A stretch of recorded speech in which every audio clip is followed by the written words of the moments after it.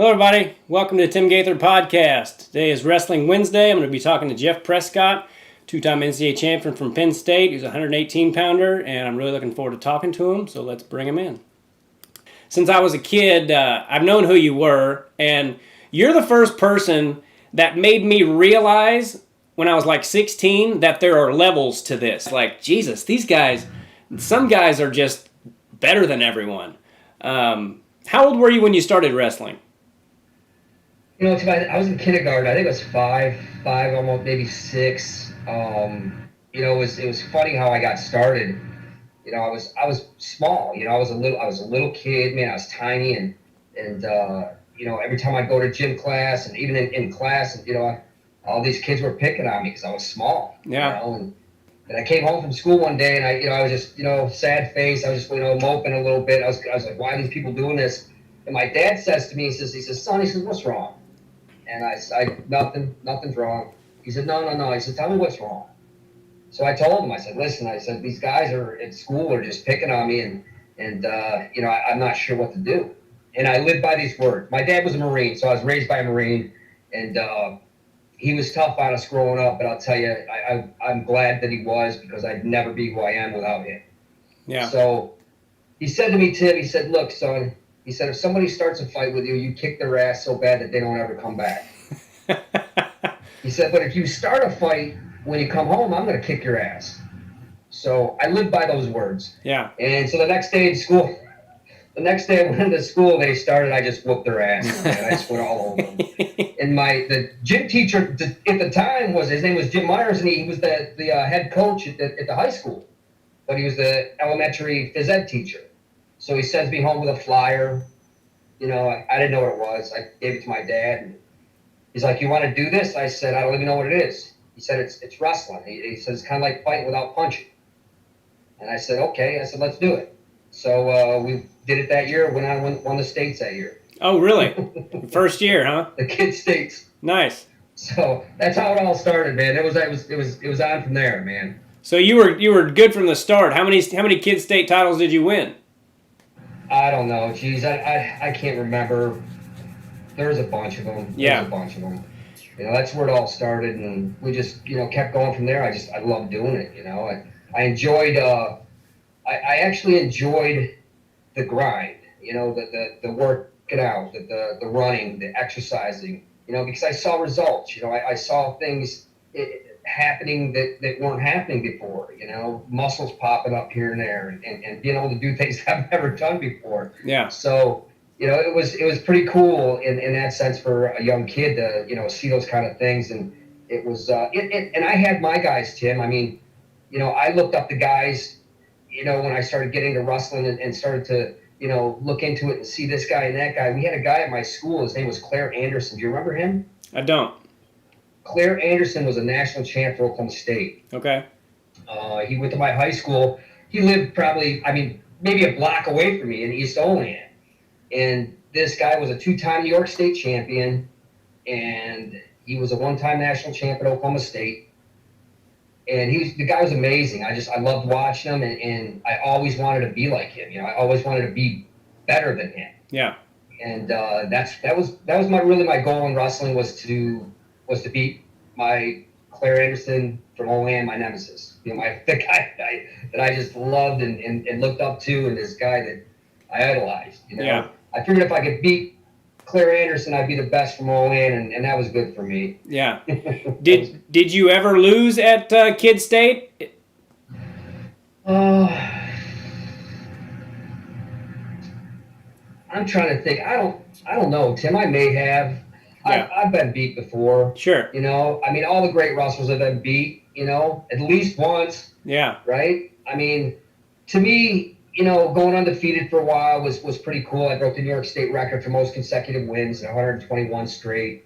And that was pretty neat. That was cool. But, it was about the end of the year. It was always about the end of the year. Yeah. It was always about the state tournament. It was always about the NCAA tournament. It really didn't matter what happened in between that. But the only thing that I can say, those things that do happen in between that are the things that help you grow. Yeah. Those losses, they help me grow. The wins, they help me grow. all those things helped me prepare myself to get to that last tournament that everybody wants to win. That big tournament, the big daddy, the grind, the one that you have to win. And that was my goal. That was it. Yeah. That was all. Well, you were a 3-time high school state champ, which I imagine you won sophomore, junior, and senior year. How'd you do your freshman year? I took third. Okay. I got beat by an 8th grader opening round. Okay. I was a freshman. I got beat by an 8th grader opening round. I wrestled all the way back and kicked his ass. Nice. And then I didn't lose. That was the last match I lost in high school, was that match with an 8th grader. Cool. I learned the lesson. Yeah. I learned the lesson. Did you ever consider going anywhere besides Penn State? I looked at different schools. I visited Clemson. I visited Lock Haven. I had, 2 other visits to go. I went down to Penn State. That was my 3rd visit. And after I went to Penn State, it was instant when I got there. I just knew that's where I wanted to be. A lot of the reason being that the people there were straight. They weren't bullshit. They weren't lying to me. They told me straight up what it was going to be like. And it was close to home, too. It was I can make it down to Penn State, over the river, through the woods in about 2.5 hours. Wow. So it's pretty close to Olean, to my hometown in New York. Yeah. And it was great because, all my friends, my family, they all came down and watched wrestling. And it was, for me, it was a great support group. And Penn State, man, is just, even back then, I mean, I know now they're just, killing guys. And, they're just, Kale's doing a phenomenal job. Casey Cunningham. Casey's a good buddy of mine.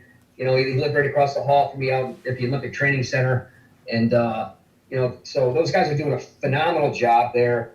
And, but Penn State, even back in the day, the coaches, phenomenal, great people in general. And they care, they care about you. Yeah. So that to me that's all it took. The honesty. Rich Lorenzo was my head coach, and Hashiro Ishii and John Fritsch were the assistants there. And great people. I got to tell you, if it wasn't for Rich Lorenzo, I never would have been an NCAA champion. Really? Why is that? How is that? I was kind of the black sheep at Penn State, Tim. I didn't know if you knew that or not. No. But I was kind of a wild man, I mean, I lost my scholarship. My grades were bad. I was partying and, doing things I should be doing. And it came down to it. They were going to get rid of me. And I was in the office, Penn State office, for an hour straight, and all 3 coaches were in there. But only 2 of them were bitching me out and reaming my ass out and wanted to get rid of me and sign me off. And Lorenzo sat there the whole time, didn't say a word. I saw the clock, the second hand to the T. It was 1 hour exactly. And he said, no, if he's going to do it, he's going to do it here. Now get your shit and get out of here. And that was it, man. 2 national titles after that. Nice. So what year was that happened? That was my sophomore year. Okay. And you got 5th that year, right? I got 5th that year, yes. Okay. So this meeting happened before the NCAA tournament, I imagine. Yes. Okay. All right. Mm-hmm. Yeah. Well, what about, so did that just lit something in you? You decided you were going to do everything right from that point on, or? Yeah, it was kind of a wake-up call for me. I mean, I was at a point, I remember calling my dad. I was like, I think I'm going to leave. I'm going to head out to California, be a star or something, But he's like, no, don't do that. Just stay there. We'll talk about it tomorrow. And, because he knew I was serious, I mean, I just didn't know, Tim, I mean, I just didn't know where it was going to go. And, after Lorenzo, put the hammer down on me and the coaches reamed me out, it was, and my dad too, Yeah. I had a lot of people that were supporting me and behind me, and I wasn't pulling my weight and doing the things that I should have been doing. I put myself in that, that position, so, I mean, I was really to blame. And, I had to earn my scholarship back through my grades. And I'll tell you, it was a dark time for me. But I made it through and, ended up on the good side of things. And I'm glad. I'm thankful for those people that were there, that, gave me the push and still kept me going and still, kept me motivated to do it. And it all worked out. Yeah, sure did. Did you lose it all your junior or senior year? I lost my junior year to Tim Casey, Bloomsburg. I was up a weight class with the flu. He beat me. I got a chance to wrestle him 2 weeks later at the EWLs, the qualifier for the Nationals. He came down a weight class because he thought he was going to beat me. But obviously he didn't. I teched his ass. And then my junior year, I wrestled. Brands beat me out in Iowa. He, pushed me all over the place. Same thing. I was down at 18, went up to 8 or 26 to wrestle. Our 26-pounder came up with a kidney stone. So I went up. He pushed me all over the mat, and I wasn't in the match at all. Yeah. But the thing with Terry Brands is, if I was at 26 pounds and I was in his weight class at that time in my career, there's no way he would have beat me. Yeah. There's no way. I mean, on a mission to win a national title, a dual meet, yeah, great. You beat me, you got me. Guess what? I've been beat before. But when it comes to the national tournament, I'm not the same person. Yeah.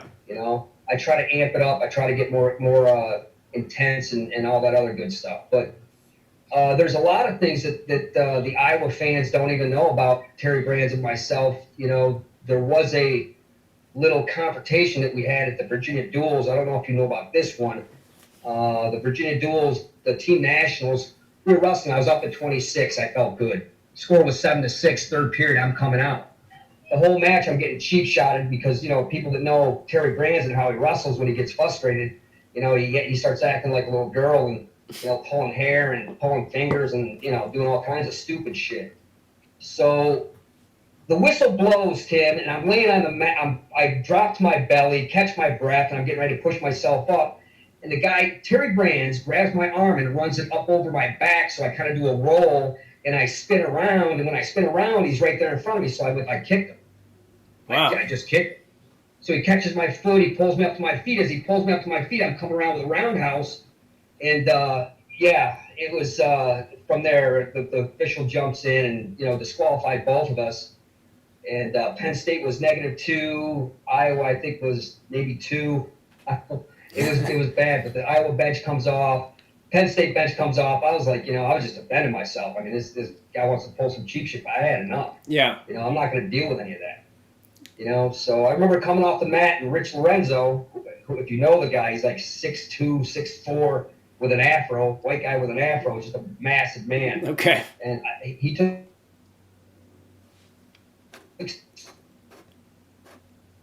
It's cutting out a little bit. You there, buddy? Nation for Penn State. He took second.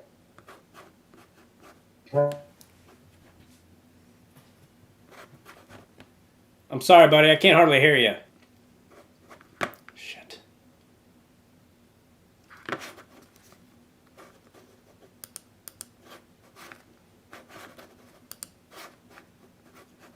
Are you there? I'm sorry, buddy. I don't...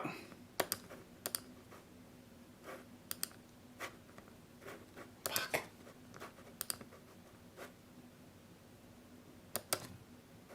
Can you hear me now? I'm sorry. I don't know what the deal is. God damn it. Mute. All right. Can you hear me now? You. Dude. Can you hear me? Yeah, man. I'm sorry. I don't know what happened. Can you hear me? Yeah, you were telling me about Rich Lorenzo coming off the mat and how big he was, and then all of a sudden your face froze and I couldn't hear you. Yeah, he grabbed you by the throat and he's like, like I did something wrong. And after the match was over with, we were behind the bleachers, and he says, Jeff, listen, he goes, I'm really sorry about what I did. It was a Penn State thing. I said, Coach, I get it. I said, what I did was a Prescott thing. So it's all good. Yeah. Yeah. And here's another one for Terry Brands. We're over in Switzerland. It was a Trophy Milan tournament at the end of this tour. It was a National Coaches Association, when they pick a team every year of All-Americans and national champs and stuff. And they take you overseas. And we went to Germany. We were in Paris, Switzerland, and then we had this big tournament at the end in Italy. And Tim, I'll tell you this, they had something like Iran had their number one team there. Japan was there, Korea. I mean, you had all these, countries that are really good in wrestling at this tournament. And so at the Stroke from Milan, we were training in all these Olympic training centers, every country that we were going to, we would train with them. And then we run this at this tournament. Well, I finally, the whole time I was trying to, wrestle with Terry, and get out there. Well, this is what happened. I finally got a hold of him in Switzerland, and I threw his ass on his head in the first 10 seconds and sent him home. Oh, really? Yeah. Dan Gable was sitting right there. So they want to take this video of Terry Brands pushing Jeff Prescott all over the mat. Go fuck yourself. You can bleep that out if you want. But how about the match where me and Terry Brands were going at it, where I was up at 26 and legitimate. Yeah. I understand their anger and how much they hate Jeff Prescott for beating the shit out of Chad Zappel 2 years in a row. I like Chad Zappel. I think he's a good dude. Don't know him real well, but I know a lot of people that know him, and from what they tell me, he's a very good dude. I like Chad. I've never had anything against Chad. Yeah. And Tom Brands, Terry's brother, I love that guy. He's awesome. Yeah. He's a good dude. So the Iowa Penn State thing will probably continue forever. I mean, it still goes on now. Yeah. Have you and Terry ever made any kind of amends or anything? No, but you know what? I really want. Hey, listen, that's the past, Tim. I don't live in the past. Sure. It's done. It's over. I don't care. I have 2 national titles, man. I'm happy in an OW. Terry Brands doesn't have an OW. Terry Brands has a world title. Good for him. I think that's great. It's great for America.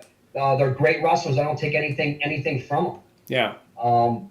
They did well. They did awesome. But I will say, if I was at 26, the result would have been the same. I still would have been a 2-time national champ. Yeah. At 126, I believe that. I really want to get Tom and Terry out here, maybe up to Pennsylvania.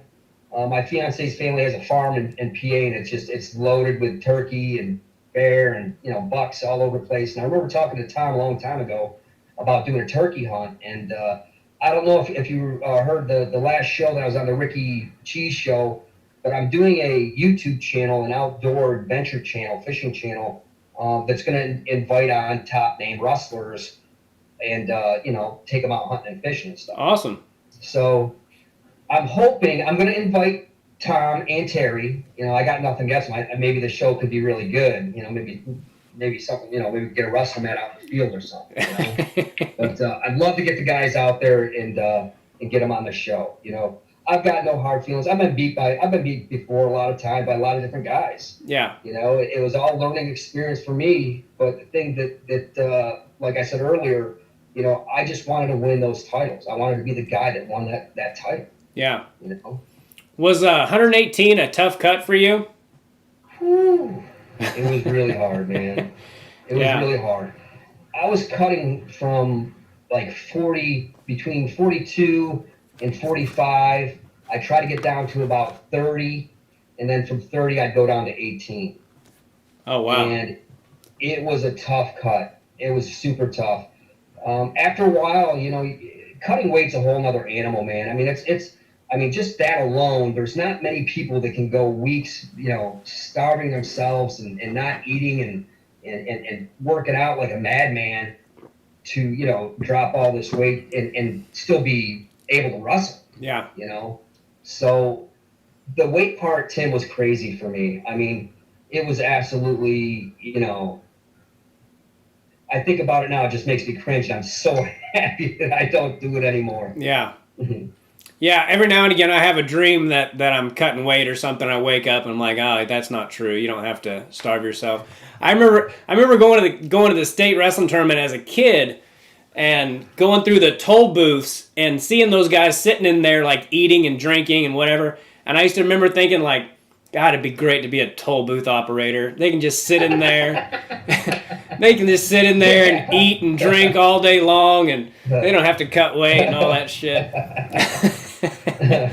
I know. I had those same dreams, man. Trust me. I had them all. Yeah, well, I didn't have to cut weight like that either, and it seems like the guys that wrestled 118, I mean, they all had to, unless you were Zeke Jones, it seems like those guys all had to cut a hell of a lot of weight. I really missed the 118-pound weight class. I do too. Yeah, I it do was too. it was a much stockier weight class. It seemed like the 25 pounders in a day seem like they're kind of rangier, which is fine. But I like those little those little badasses. Aiken and Oh Henson yeah. and you guys and yeah. Did you ever wrestle Sammy Henson?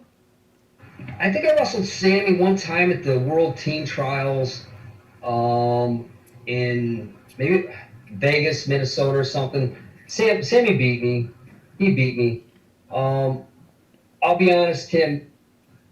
After college was over with, and it was just really going through the motions. I mean, I wrestled at Foxcatcher. I wrestled down there for John DuPont, I was through that whole thing. When Dave got murdered down there, and I actually left 2 months before that all happened. I got a crazy story why I left, but to me it was just going through the motions. I just after college was over with, man. I was wrestling. I was having fun. I was traveling the world, and the commitment to be serious is what it takes to win that title. I just wasn't that serious anymore. Yeah. I was just having fun and enjoying life and going through the motions with wrestling. Yeah. No, I totally understand that on a not near the same level. My goal was to be a high school state champ, and when I did it my senior year, I went ahead and wrestled a couple years in college, but my heart was never in it. I just did it because it was a free way to pay for school, but it winning that state title took everything out of me that I needed. Like after that, I didn't really have any goals, and as far as college goes, I just I got into other things, and I just had my college coach on, and I actually apologized to him. I was like, you gave me a scholarship, and I didn't live up to my part of it, and you get to be in your mid-40s, and you realize things that as a 20-year-old you just don't realize. Yes. Yes. So I mean, I get that. I understand it 100%, Tim.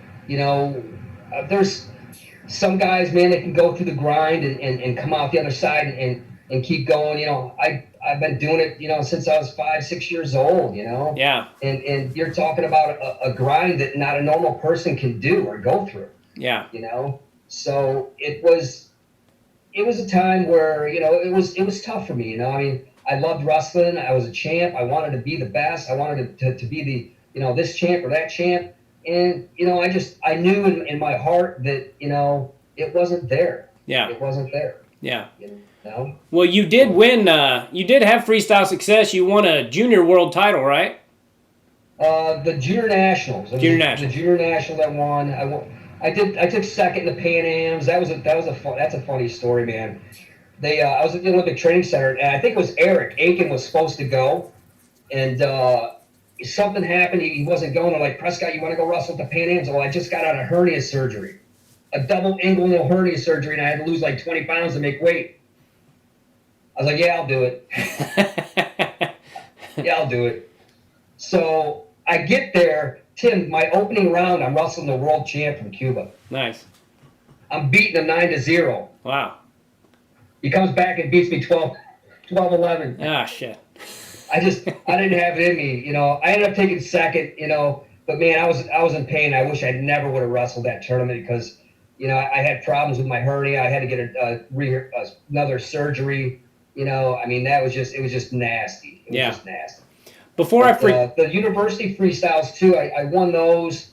So I had a little success in freestyle. I mean, I loved wrestling freestyle, but again, it comes down to if you're going to win that title, you've got to have everything into it. If you want a state title your senior year, you know what goes into it. You know how to get there. Yeah. And for me, I've been through it too many times, and I was to the point where I'm going to enjoy myself a little bit. I'm going to travel the country. I'm going to wrestle. I'm making some money, and we'll keep it at that. Yeah. Before I forget, can you tell us that crazy story of why you left Foxcatcher? Well, I can tell you. There was, when all that went down, I mean, I lived right behind the big house. I had my own farmhouse, and I was small in the, so DuPont would call me up, John would call me up, and he'd be like, Jeff, can you come over and look at this or look at that? And I mean, Tim, I was in the chaseway of the house. I was in every air conditioning duct. I was in every chimney. I was every nook and cranny in that mansion. I was in every place. Wow. And just paranoid. Well, it was a Friday night, and I was going out downtown Philly, meet a bunch of friends downtown. It was like 11 o'clock. He calls me up. He's like, Jeff, I got something for you to look at. Come on over. I'm like, John, I'm heading downtown. I got friends that are waiting on me. I'm all dressed up. I just got out of the shower. He's like, it won't take a second. Just come over. So I put on my sweats because I knew I was going to get dirty. I go over there, and I knew something was wrong because when I walked in the door, usually he walked around with a .38 revolver. All the time he had a 30. I think there's only a couple times I didn't see it on him. And this night, when I went over to the house, I knew there was something that was just off because when I walked in, he had two guns. One was his 38, and the other one was a Beretta 9mm military issue, pistol.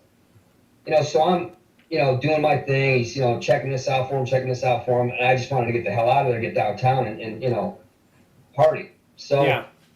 I come up and I said, John, I said, and I found an acorn, maybe a squirrel back there running around. Maybe you hear that. Yeah. And he's like, no. He goes, you hear that? I said, no, I don't hear anything. He goes, there's somebody back there behind that wall. I said, John, I was just back behind that wall. I said, nobody's there. Well, he starts to unload both guns into the wall. Wow. Both of them. Wow. And, bullets ricocheting, gun smoke. I mean, I got to, shrug my shoulders and, kind of got behind it where I could grab the guy just in case I had to. But it was like click, click, click, click. And I just said, John, I think you got him. If he's back there, hey, man, I got to get going. I went back to my house. I packed all my shit into my Volkswagen Jetta and drove back to Penn State. Wow.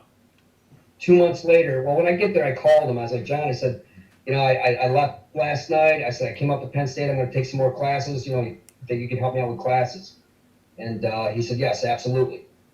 So we hung up the phone. It was like I was never even there. It was like I was never even on the farm. Yeah. So that was it. 2 months later, he shot and killed Dave. And he didn't say a word about you. He didn't get mad or anything. He just... Not a word. Huh. Honestly, it was like I wasn't even living on the farm. Yeah. Right behind his mansion. Yeah. In a farmhouse. Wow. So was your international... Sorry? Go ahead, Tim. I'm sorry. I was just going to ask what your international weight class was. Were you 114? 114.5. I did wrestle some 25.5. I went up. I wrestled Kendall Cross one time at the U.S. Open, and he beat me 7-6, man. But it was a good match. I thought I was going to get him. I thought I was being slick going up a weight class and trying to wrestle these guys, but. Yeah, 25 and 14 were the weight classes that I normally wrestled. Yeah. Well, I noticed, too, that you were really good on top. Is that what made you so tough in college? At first, I didn't feel that good in top position, or my feet. It's funny because you come out of high school, I was the number one recruit in the country. I thought I was the toughest, baddest Jack out there, and you step into a wrestling room where you have national champs and loaded with national champs and All-Americans. It's kind of a wake-up call. Yeah. And I remember for about 2 months, just getting my ass kicked. I mean, I was just off mentally, physically. I mean, all of it. And after that 2 months, I just made the decision, that I had enough. And after that, everybody started running. It just comes down the mental, I mean, your body always follows your head, whether it's mental or physical. And, it's one of those things where, if I don't, I'm going to continue to get my ass kicked. So I need to change something. Yeah. And at that point, Tim, I changed my stance on my feet. I changed a lot of technique, and the stuff that I was doing actually just fell into place, and it just felt 1,000 times better, like I've been doing it for years. And mastering a few things on the top and mastering a few things on the feet and bottom, it's an obsession. Yeah. It's that obsession to guarantee yourself. I wanted to guarantee myself those national titles, and I feel like I did. Yeah. You know, I love top position, man. I love being on top, but I love wrestling on my feet too. You know, I like being on my feet, and honestly, I really don't mind being on the bottom. I love scoring from the bottom. I mean, I love all three positions. So would you say your mental toughness is what separated you from people? Yes. Yeah. Yes. Okay. For sure. I think that's, you know, there's only so much you can do to make yourself believe without actually doing some actual physical work to see that happen. You know, meaning, you know, the training, you know, the wrestling, the to see your improvement, you know, the conditioning, the up in the morning, the running, the sit-ups, the push-ups, the pull-ups, you know, watching what you're eating, you know, putting all that stuff into perspective and realizing that I'm doing all of this, I better damn well make sure that I get this out of it. Because I'm not working this hard to make that happen unless it's going to happen. Yeah. So, yeah, it's wrestling's a crazy sport, man. You know it is. Yeah. It's crazy. Who would you say the toughest guy you've ever wrestled was? A guy, it was in high school. Oh, yeah? It was in high school. The guy's name is Jimmy Nelbone. He's a doctor now. He lives over in Albany. And I had to beat Jimmy 2 years in a row. Was it my sophomore, maybe my freshman, sophomore? Yeah, my freshman, sophomore year in high school, I had to beat him to go to the States, and I beat him in overtime both times, and he finally moved up, and he just got stayed away from me. Yeah. But that was my toughest match. I mean, you may think, oh, that's crazy. I mean, I wrestled Terry Brands. I wrestled Teague Moore. I love Teague. And his brother, God bless his brother, I miss him. Great guy. Both of them. Who else? I love Teague Moore as well. He's I feel like he's become a friend of mine, and you know, I had him on the podcast, and then, you know, with all the stuff going on, you find people who kind of agree with some of the stuff you're saying, and anyway, he's just a great person. I don't know him. He is. He's a cool dude.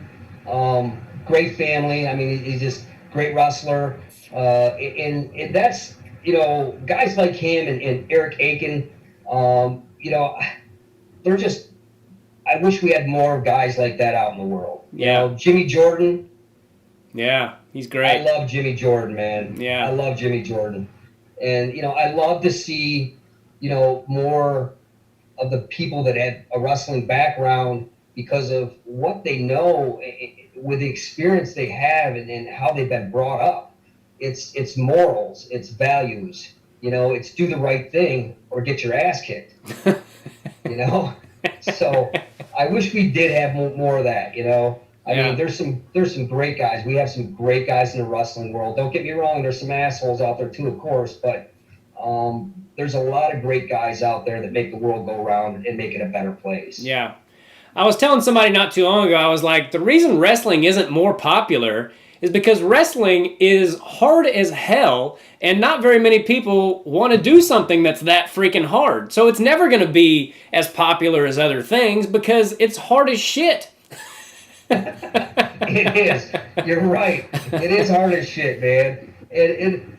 You know, the kids nowadays, I mean, it's definitely a rare breed. A wrestler is definitely a rare breed. Yeah. And you know, those wrestlers, I mean, I have friends that you know, that wrestled, that never won a title, never won a state title, but they are the most incredible people, and they credit that to wrestling, and I see it. Yeah. You know, they credit that to wrestling. Yeah. And to me, I love it, you know. I mean, I'm lucky, Tim. I'm lucky that, you know, I came out on the top. I won the state titles. I won, you know, the national titles and all the other stuff. You know what? It's great. It's awesome.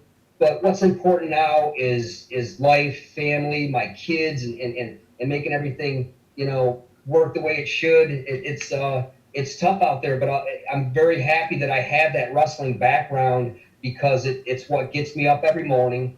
It's what grinds my teeth and gets my ass going to make it happen. Yeah. You know, so wrestling is I wish everybody was mandatory for everybody to wrestle. Yeah. You know, their first so many years in high school, or, you know, first 4 years in high school, or your 4 years in high school, maybe your first two. I don't know. I think it should be mandatory for everybody to wrestle. Yeah. No, I feel you. It makes great people. If it wasn't for that sport, I hate to think about where my life would be right now. But it wouldn't Amen, brother. it wouldn't be very good because I had kind of a weird childhood. But wrestling was the one thing that was consistent. You know, every year I knew that wrestling season was coming, and it gave me something to look forward to. I remember, without getting into making this about me by any means, but I remember being at the kids' state tournament, and I lived with my dad and my stepmom, and I was kind of miserable. But I had wrestling, and I was undefeated, and I was in the finals of this kids' state tournament. And I remember being under the scorer's table, just sitting there and thinking, shit, what am I going to do on Monday? You know, because it's almost over.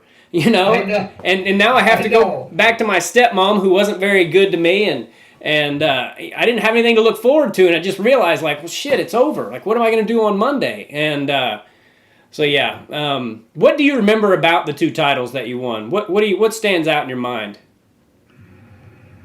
You know, I was relieved when I got the title. You know, I mean, my father was a big supporter of me. You know, he took me all over the place wrestling, and you know, he passed away in '90, so he didn't get a chance to see me win those national titles. He got a chance to see me take 5th at the nationals. You know, so to me at that point, it was a mission to get that done and get it over with, and for him. Yeah. You know, I mean, of course it was for me. Yeah, that's great, but you know, it was dedicated to him. I mean, he was the man that made me. You know, he was the man that shaped and molded me and made me who I was. I mean, I had great coaches, and you know, I've had some pretty bad coaches too, but I had some great coaches, and you know, my dad's philosophy was to me better than anybody's. I mean, this is a guy who's never wrestled before. He was a father, you know. He was a dad to me, and you know, he told me how it was, and with no bullshit. Yeah. So, you know, I kind of dedicated those 2 titles to him, and I really won those for him. Yeah. I just wanted to get it in the record books and let everybody know that, you know, that's really what it was. And it was relief to him when I was done. I mean, honestly, I was like, man, I don't want to cut weight anymore. I'm like, Jesus, you know, I'm done with that. Yeah. I like to eat for a while. I like to put on some weight and be happy, fat and happy for a while. Yeah. Well, you're in great shape now. How do you stay in such good shape? Wrestling? I do a little. I wrestle with my kids all the time. We wrestle all the time. We got a mat in the living room. Nice. On the floor. Nice. So we do a lot of wrestling. I do some private lessons right now. I had 2 wrestling schools up in New York when we were living up there, you know, and right now, just working. It's nice and warm down here in Florida, and I work outside, I work inside, and you know, I sell chemicals, and I work in the warehouse, so I'm humping a lot of stuff all day, but I'm also selling chemicals, and it's good. So I kind of, you know, eat healthy. My fiance is a vegan, and she makes sure that the kids are eating healthy, and so I have to fit in there, but I can't give up the that steak, man. I can't give it up.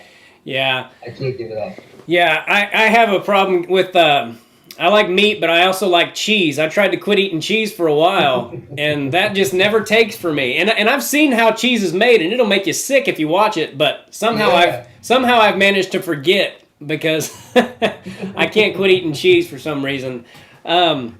Speaking of cheese, I guess it's kind of a weird segue for it, but this whole Pizzagate thing. Oh, shit. So many people, and I shouldn't say so many because I don't know how many people think it's real or think it's a crock or whatever, but my thing is, it's very feasible. And, you know, they say on the low end, 500,000 kids go missing every year. So to think that many can go missing without it being orchestrated by some people that have power, it can't happen without people that are connected. Does that make sense what I'm saying? It makes total sense to me. Yeah. Total sense to me. That's a lot of kids. Yeah. That's a lot of kids that are on, you know, not counted. I mean, they just disappear. Well, where do they go? Well, I think we're going to find out eventually what has happened to these kids. I think you and I both have a pretty good idea right now. We just need to, keep our fingers crossed, and if you're religious, pray, and hopefully this will turn out for the good. I do believe that good will always defeat evil. I've seen it in a lot of situations, and right now it's the biggest that I've ever seen and probably will ever see in my lifetime. Yeah. It's coming down, and I do believe that the good will defeat the evil here. That Pizzagate stuff, that conspiracy, I don't think so, man. Yeah. I got to be honest. I think it's straight up the symbolism and everything that goes along with it. You have a lot of sick motherfuckers out there that need to die. Yeah. I'm sorry, they need to go. Yeah. And whether they sit in prison and rot or, put a bullet in their head, whatever you need to do, those people have ruined everything for everybody over money and power. And they're taking our children and raping and killing these children. There's no reason for that, man. These people are something fucked up in their head. They need to go. Yeah. And worldwide, it's like well over 1 million kids go missing every year. And it's like there has to be somebody with a lot of connections to make that many kids go missing. And it's just, when you start digging into it, it'll kind of take over your damn life because you just get so like, I have to like... It has. Yeah. It has. I know exactly what you're saying. Like you said earlier, I was never, ever a political person, I wasn't. But paying taxes, my kids, their future, it changes your thought process, and it really makes me angry. Like to the point where I want to go out and I want a job and I'd love to be hired by Trump to go out and hunt these people down like animals, because that's what they are. Yeah. They don't deserve to be here for the things that they've done and the crimes that they have committed. Yeah. And what people don't realize is what Donald Trump is actually trying to do is to take these people out. Yeah. So if these people would understand and do the research and understand that these 500,000 kids in the U.S. that come up missing, well, where the hell do they go? Well, guess what? They're being sold all over the country and all over the world, you dumbasses. Yeah. Do your research, check it out, figure it out. Yeah. If my kid came up missing, man, I'll tell you, I don't know what I would do, Tim. Yeah. I really don't know what I would do. I know. I know I would snap. That's for certain. I would snap, and who knows what would happen next. But it's disgusting to think that at any time, there's out in Michigan, they're snagging women and children, moms and daughters. Yeah. They're snagging them both. Yeah. How much more can people take of this shit? How much more lies do you have to hear to believe it? Yeah. Conspiracy theory? No way, man. This shit is for real. This shit is going on. And we have one guy that's going to try to take these people down. And I believe that he is smart enough and is one step ahead of these dumbass motherfuckers out there that are killing our kids. Yeah. Yeah, it's crazy. It also makes sense as to why there's all this vitriol towards one man. And it's because a lot of people have a lot to lose when all this shit comes out. And a lot to lose. You're right, Tim. Yeah. Every one of them. Yeah. So I also believe in God, and I think that if God doesn't want this to be, if God wants this to come out, there ain't no stopping it, There ain't no stopping it. And I wish it hadn't gone on as long as it has, but it's just, it's got to be stopped. And so many people are just dismissive of it. That's what pisses me off. Is that they're just so like, that's been debunked. And I'm like, well, there's an article right underneath the article that, like you can find it, you can Google this and it'll be like, one article will be like, this is completely debunked. And then the very next article is, this is completely real. And it's like people just focus on that one that says, it's been debunked. And I'm like, that's it for you? That's all you're going to, you're not going to look into it any deeper than that? 500,000 kids, you're not going to look into that at all, whether it's a possibility? And they're just like, that wouldn't happen. And I'm like, Ted Bundy was a likable guy, Yeah. That's how they do it. It's not that's like how they do it. Yes.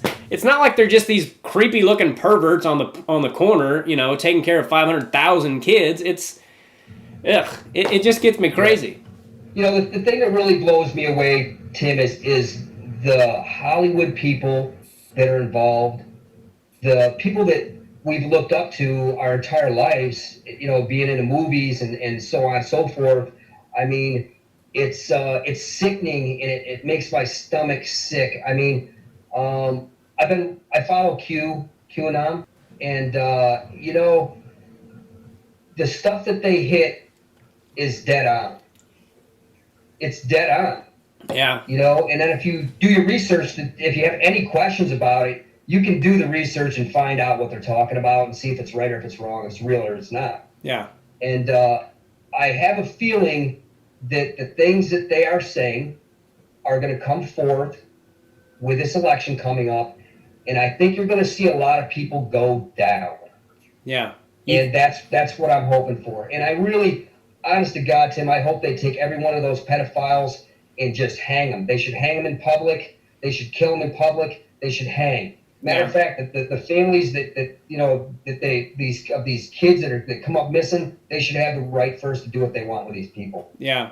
Anybody who thinks that like it's far-fetched and there's no way and blah blah blah, why don't you look into some of the people that have been associated with the Clintons that are now dead? I mean the list is just so long. Start there, and figure out how they knew these people and why they ended up dead. And it's like, oh, he killed himself. Oh, did he? The guy had millions of dollars and the world by the balls, and he just jumped off his penthouse, 27th floor, that Stephen Bing guy. And there's that's many. That's how I want to go. Yeah. That's how I want to go. There's so many situations like that, and it's just, I think it's just hard for people to realize that it is feasible, and I wish they could realize it sooner than later, because it's just awful, and you see why they would go to these lengths, to keep us all indoors and to try to get Trump out of the White House, because what they're trying to do is destroy the economy, and people think that's crazy, and I'm like, it's not crazy, but getting people to believe it is another thing, and that's so frustrating to me when people think it's all just a crock of shit. I know. I can see how people could think that way, for sure. I myself, when I started to dig into this stuff, and I was kind of blown away, and I was like, is this real? Yeah. And you know what, Tim? It is real. It is real. It's not bullshit. We have people in high places, high power, that have been running this country, along with all the Hollywood actors that have been molesting kids for centuries. Yeah. And it needs to end, and these people need to be punished to the fullest. Yeah. Pedophiles should get death. Yeah. That's what I'm voting for. Kill them. Yeah. Well, I sure hope it comes to light, and I like you said, I think it will. And I hope people realize that they're hating on the wrong person, And if they think that Joe Biden is somehow a better person, I mean, from what I've seen, the guy is scum. I mean, he's a racist. He's probably a pedophile with the videos I've seen him smelling girls' hair and all this other stuff. And oh, there's no question he's in on it. Dude. There's no question. Yeah. My thing is with Sleepy Joe, the Democrats want him in there simply because they can control him. They can tell him to jump, and he'll ask how high. Yeah. How is it going in Florida? It's going pretty good. Just working and enjoying the fishing down here. To hear the news, that's like the worst place to be. Is that not true? That's what they say, but I also heard things where they said there was like a 98% increase, and then they miscalculated. It was a 9.8 increase. I mean, I don't know. It's tough to say, Tim, what you hear, whether it's true or not. I mean, it's like you really got to do extra research and work hard before you even know the truth out of anybody's mouth these days. Yeah. Plus, they're changing the numbers all the time. I mean, that's a pretty big mistake, 90%. Like, oh, sorry. Yeah, that's pretty big. Yeah. My fiance works at a food chain called Sprouts, and she's been working through the whole COVID thing, and it hasn't no one there coming through. I mean, she hasn't heard of anybody catching it or getting it. I'm sorry, I correct myself. I think one girl at work got the COVID virus, but other than that, I haven't really heard too many cases of COVID down here. Yeah. Well, I know a lot of people, and I've got like 5,000 friends on Facebook, and every now and again, one person will come up and they're like, yeah, so-and-so got COVID-19. I'm like, well, it seems like very few people, I don't know, if you want to take like a sample size, it's like, well, how many people are actually getting this? And I also heard that, I saw this rather, it was like a governor of somewhere or something. She was saying anybody who has COVID-19, no matter what they die from, they're going to say it was COVID-19. And she said that, and I'm like, well, how is that not a problem? That's a huge problem, man. That's a huge problem. I saw it too. I saw a video, I think it was in the Senate maybe. This lady was speaking on the COVID, and she flat out said, if you, die of a heart attack, they tag you COVID. Yeah. Just like that. Yeah. And how is that? I mean, that just, and, if we want to really get onto the political side of it, where I stand. I know where you stand. And, it's a shame that most of the population out there doesn't really understand what's going on. Yeah. I think there's a lot of people blindsided. And it comes down to, the media, looking at the mainstream media and all the BS that's flying around out there. What's real, what's true. Nobody knows what's real or what's not. But if you do your research, and it takes some time and it takes some digging, but you can find a lot of stuff that tells you the truth about what's really going on. Yeah. And if you do enough research, you'll see why people would go to great lengths to keep certain things quiet, Yes, exactly. Yeah. Exactly. And what we, if you can't really see what's happening in our world right now, even with the fake media, the mainstream fake media that's out there, there's something wrong with you. I'm sorry. There's something wrong with you because, it kind of makes you go, or, what's that all about? Yeah. And, then your curiosity gets you going and then you start doing your research and then you find out the truth about what's happening instead of being lied to. And the American people have been lied to for years. Yeah. For years. Yeah. And they just don't know it. Decades. Decades. You're right. The whole Decades. world. The whole world has been lied to for a long time. A long time. Anyway, we'll get into all this stuff more towards the end of the podcast. But I was going to say this real quick. There's a lot of things that bug me about COVID-19, but the fact that some doctors come out, very accredited people, and they're like, here's what we need to do. This is what's bullshit. This is what's not true at all. And then their videos are taken down within a day. And then you got somebody who will pop up and they're like, oh, I don't know why we're listening to all these experts when my friend from high school who barely graduated has all the answers. They say shit like that. And I'm like, well, the problem with what you're saying is that there are so many people, doctors, nurses, healthcare professionals, coming out and saying, this is all wrong. And we don't get to hear them for very long. So that part of it it pisses me off. I'm like, well, this guy knows. He's not an idiot. Yeah, that stuff drives me crazy. The posts that you get, Facebook, Twitter, Instagram, all that stuff, all my posts that I send out to people with the truth. Yeah. It only goes out to a few people, and then it goes return to sender. It doesn't let me send my stuff out. Really? So that they're controlling what's going on and what people are wanting to see. Yeah. That pisses me off because people need to know what's really happening in the world, because if they don't and they make the wrong decision, you're going to see the United States become something that you don't want to see, and it's going to be like that forever. Yeah. So, just trying to wake people up, educate them a little bit more and let them know really what's going on. And, all these Trump haters out there, man, just drives me crazy.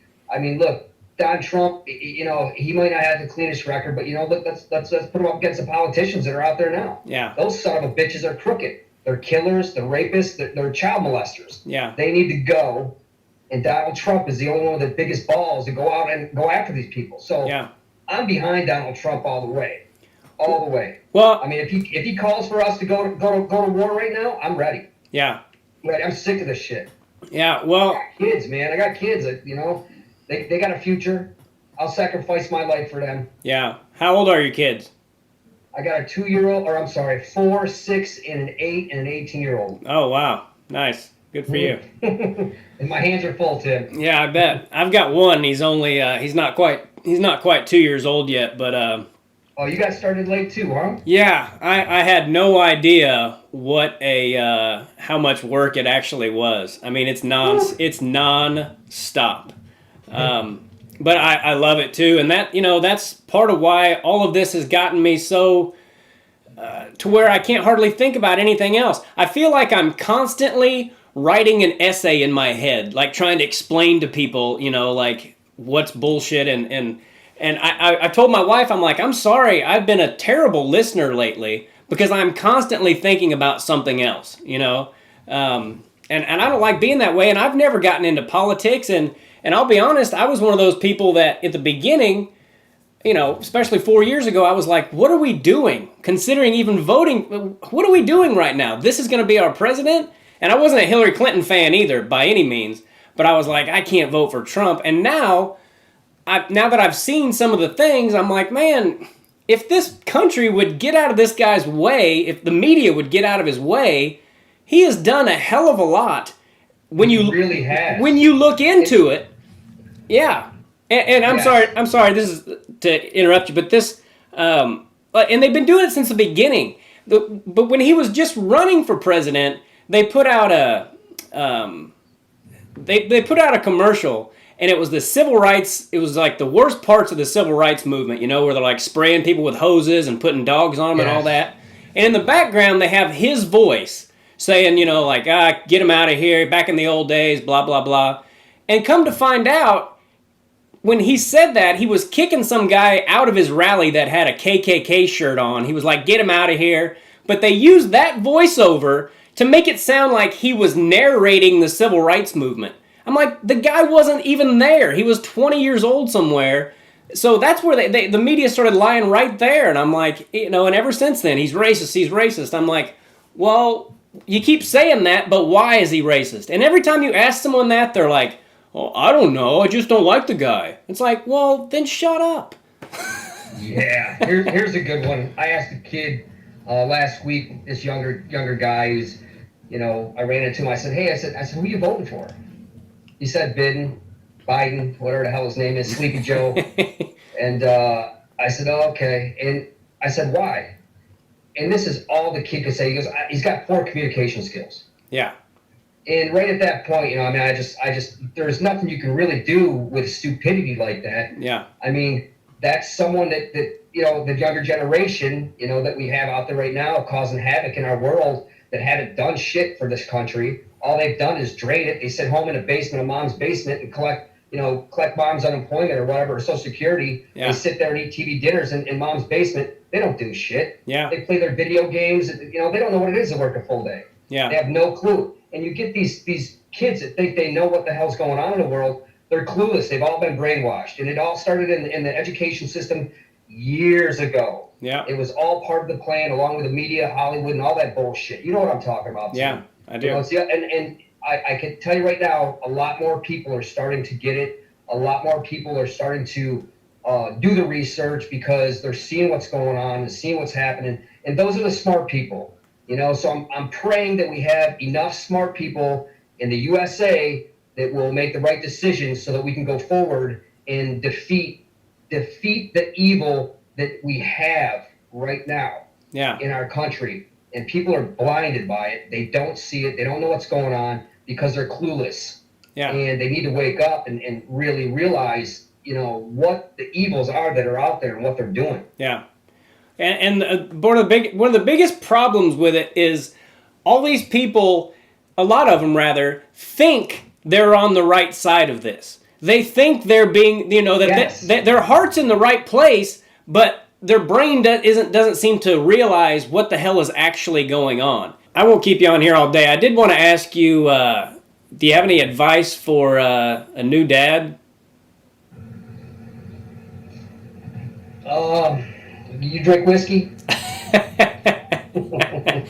I actually quit drinking about 9 years ago, but Nice. nice. Tim, all I can say is, my advice to you as a new father, enjoy every minute, man. Enjoy every minute. It doesn't matter how stressful or how annoying or how tired you are or whatever the case may be, brother. Please just enjoy every minute of it, man. Because before you know it, it's gone. Yeah.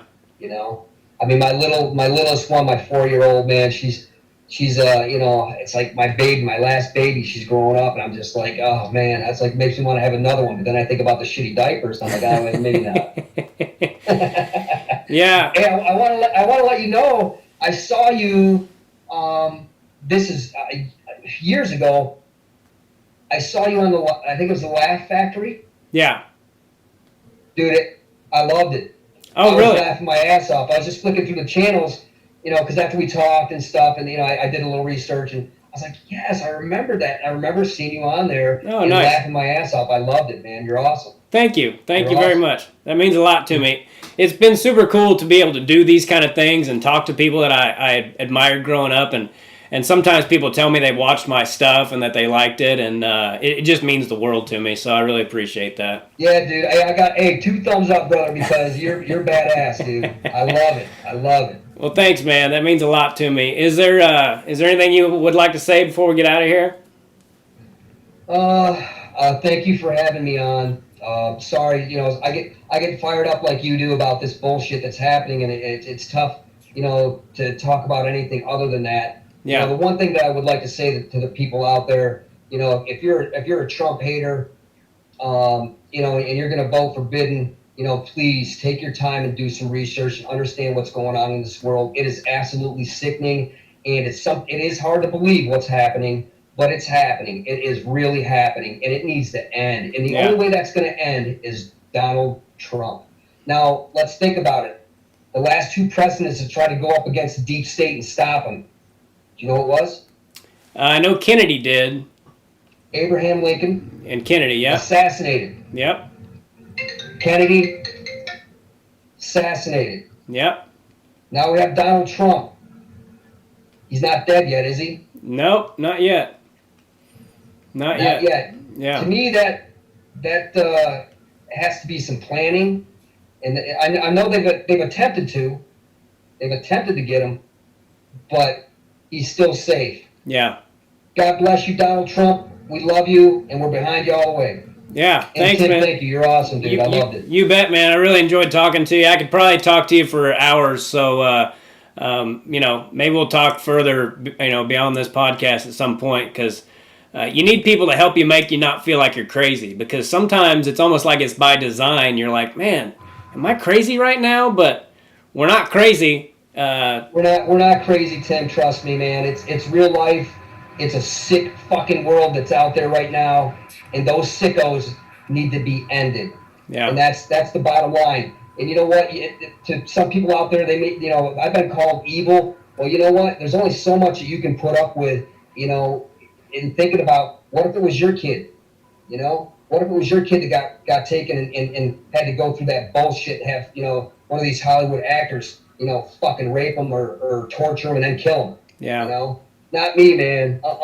These guys need to go down. And people out there need to do the research and understand what's going on.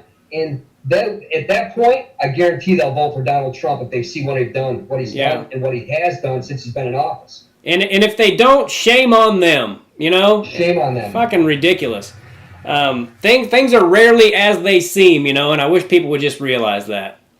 That's true. Yeah. That is true. Well, I'll let you go, buddy, but I really did enjoy talking to you, and I'm sure as soon as I hang up with you, I'll be like, damn it, I meant to ask him this. But I did want to ask if you knew Kerry Colat. Do you know Kerry?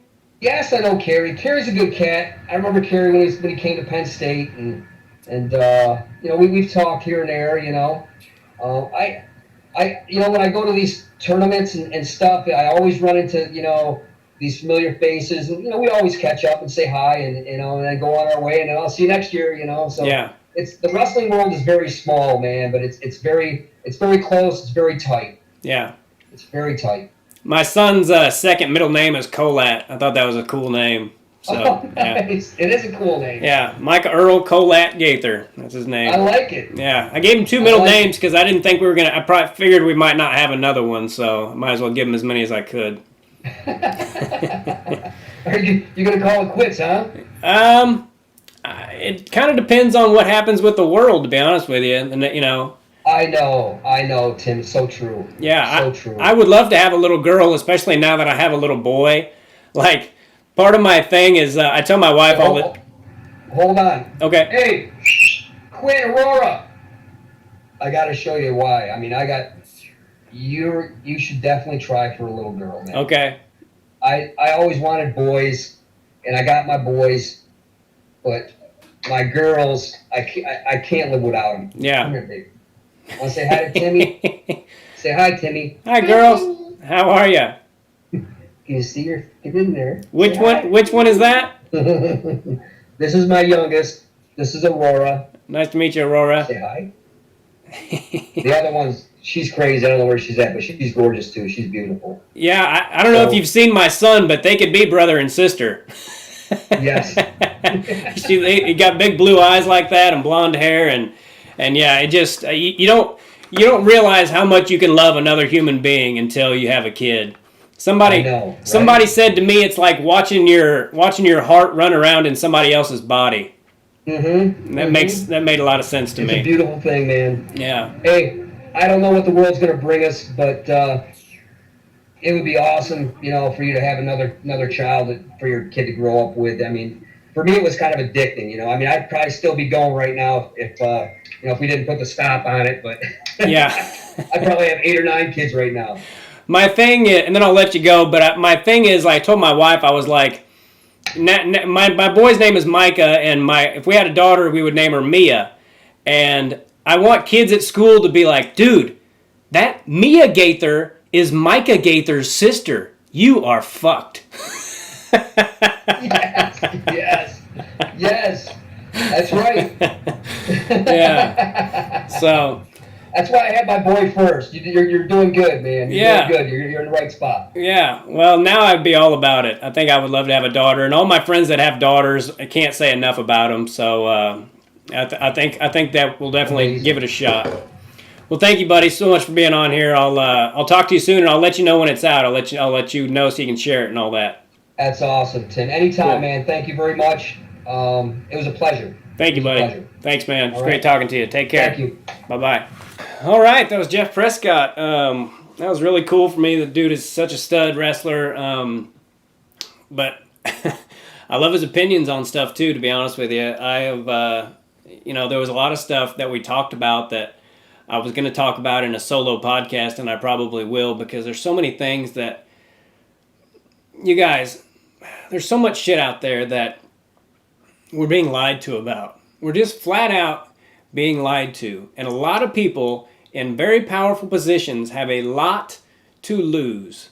So when you hear some of these things and you think they're crazy, take a look into it. Take a deeper look into Pizzagate. And I'm going to be talking about these things because, like he was saying, it's the most important thing in the world. And that's not an over generalization, I don't think, for me to say that. So anyway, I really appreciate you guys listening. I'll be talking more about all this stuff. I hope it didn't turn anybody off or we live in such sensitive times. But anyway, make sure you go to youtube.com/Tim Gaither. Please subscribe to me there, and makingithappen.com, MACAN ithappen.com. Help out little Bo Macon and support his family during this difficult time. My website's timgaithercomedy.com. It's got all my social media links and all that stuff on there. I really appreciate you guys' support and listening and watching these. Have a great day and take care. Bye. Do us both a favor and click on that subscribe button.